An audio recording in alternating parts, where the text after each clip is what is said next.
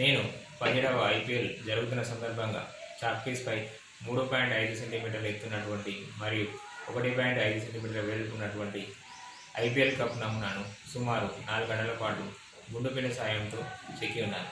అదేవిధంగా China clay ద్వారా 3.2 సెంటీమీటర్ల ఎత్తున్నటువంటి మరియు 2 సెంటీమీటర్ల వ్యాసం ఉన్నటువంటి ఐపీఎల్ కప్ నమూనాను సుమారుగా 3 గంటల పాటు శ్రమించి చైనా క్లే స్కల్ప్చరింగ్ ఆర్ట్ ద్వారా తయారు చేశాను.